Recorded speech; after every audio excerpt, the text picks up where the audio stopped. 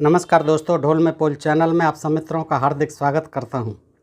दोस्तों, हमारे श्री कृष्ण भगवान, जिन्हें के गीता ज्ञान दाता कहा जाता है, जिन्हें योगीश्वर कहा जाता है, उनके बारे में आप नहीं जानते होंगे कि उनके 16,108 रानियाँ थीं। इनमें से 8 पटरानियाँ थीं। 16,108 रानियाँ थीं, कम थी बढ़ती नहीं दोस्तों। और इसके बाद भी उनके साथ लवर थी, प्रेमिका थी, जिनसे कि वो प्रेम करते थे, छुप छुप के प्रेम करते थे। लेकिन राधा भी उनकी एक प्रेयसी थी। राधा जी ने एक दिन उनको पकड़ा है, जिससे करते थे प्रेम, छुप छुप करके प्रेम क्रीड़ा चलती थी और राधा जी आ जाती थी और देख लेती थी। तो उन सभी लवर्स को, प्रेमिकाओं को उन्होंने साप दिया। और गंगा जो है, जो कि हमारी सुरसरी है, भगीरथी है, जानवी है, मंदाकिनी है, गंगा, जिसमें जो है नहाने से सारे पाप कट जाते हैं, वो भी प्रेमिका थी श्री कृष्ण की। दोस्तों, ये आप नहीं जानते होंगे। तो वो गंगा से भी प्यार कर रहे थे।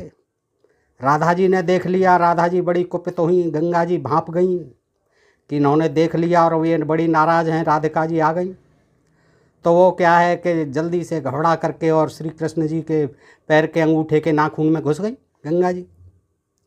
और फिर वहाँ से मालूम पड़ता है तो विष्णु जी आए हैं। विष्णु जी ने उनको जो है याचना की, श्री कृष्ण जी ने फिर उससे निकाला, फिर उसके साथ में शादी कर ली, विष्णु के साथ में विष्णुपदी कहलाई। और फिर ऐसा बता दिया गया कि ये श्री कृष्ण जो है विष्णु थे, इसीलिए विष्णुपदी, कि विष्णु के पैर से निकली हैं, ये विष्णु के पैर के अंगूठे के नाखून से निकली हैं।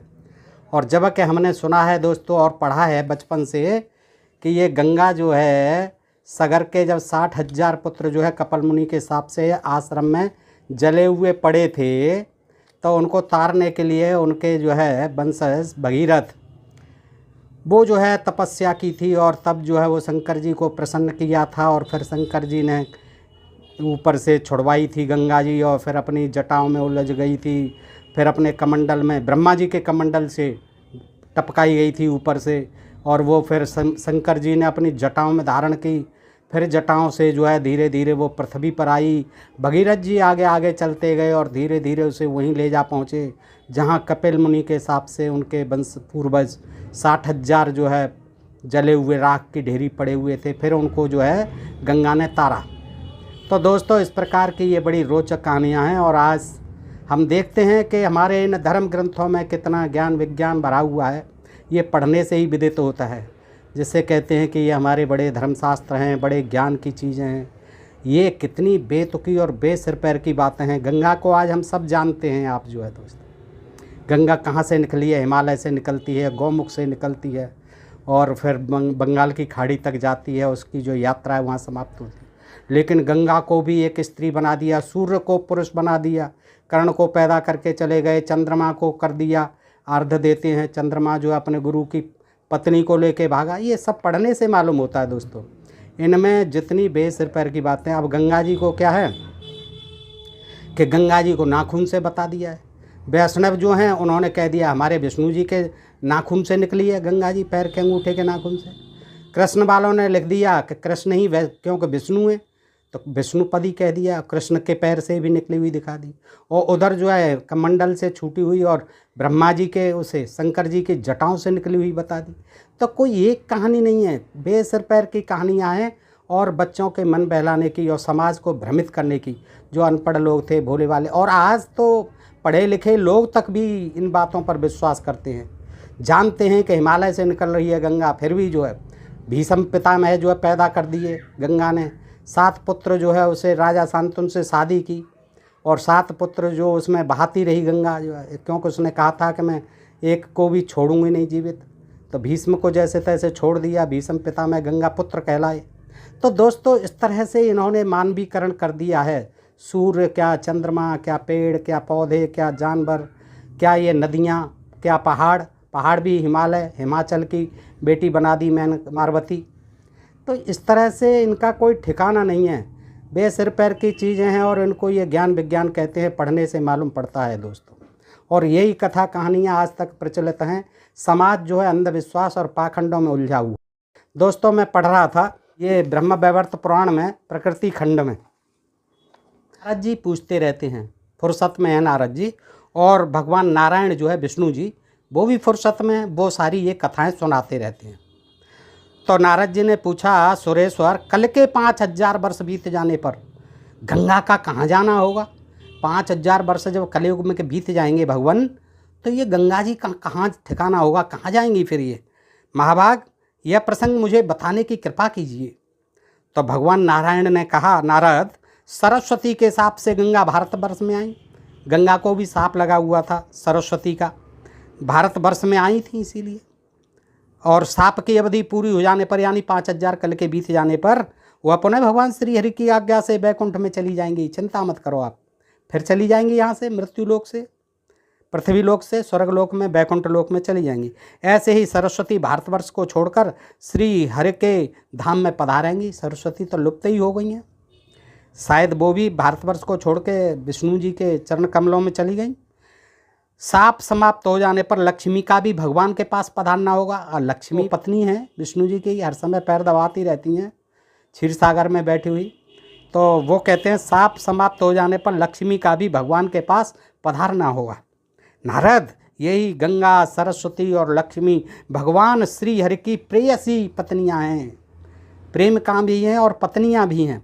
ब्रह्मन तुलसी सहित 4 पत्नियां वेदों में प्रसिद्ध हैं, वेदों में प्रसिद्ध हैं। तुलसी जो जिस पर हम सुबह शाम पानी डालते हैं, आंगन में लगा लेते हैं, तुलसी, जो जलंधर की पत्नी थी वृंदा, और उस जलंधर को मारने के लिए विष्णु ने जो है उसको सतीत्व को भंग किया था जलंधर का रूप रख करके।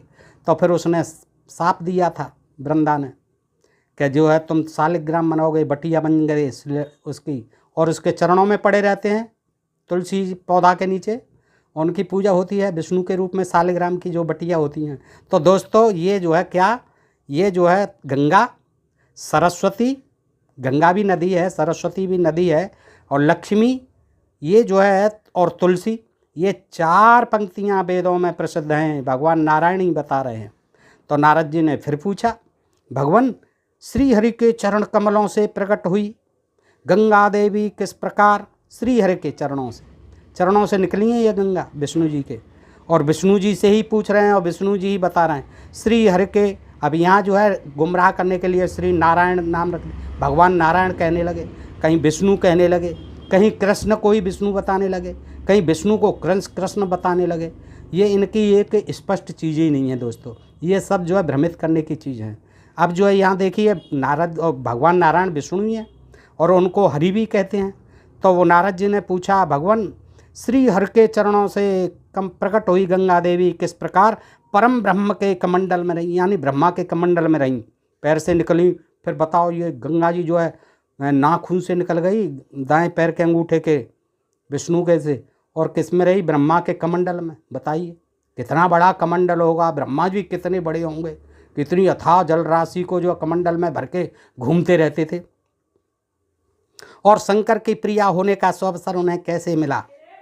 गंगा देवी को प्रिया कैसे बनी? उनकी भी शंकर जी की भी प्रेम का कैसे बनी? मुनिवर गंगा भगवान नारायण की प्रेयसी भी हो चुकी हैं, भगवान नारायण की भी प्रेयसी हो चुकी हैं, प्रेम का हो चुकी हैं। अब किस किस की बेचारी प्रेम का थी?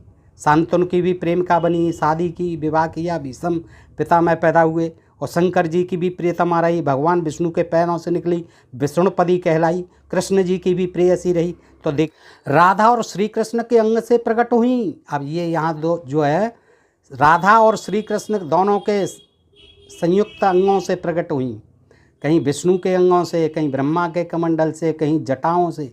अब ये जो है हिमालय का नहीं बताएंगे, और भोले भाले लोग, अनपढ़ लोग और पढ़े लिखे लोग भी, अंधविश्वासी पाखंडी लोग आज भी यही मानते हैं कि जटाओं से निकली थी, ब्रह्मा जी के पैरों कमंडल से निकली थी, विष्णु के, श्री कृष्ण के अंगूठे से निकली थी।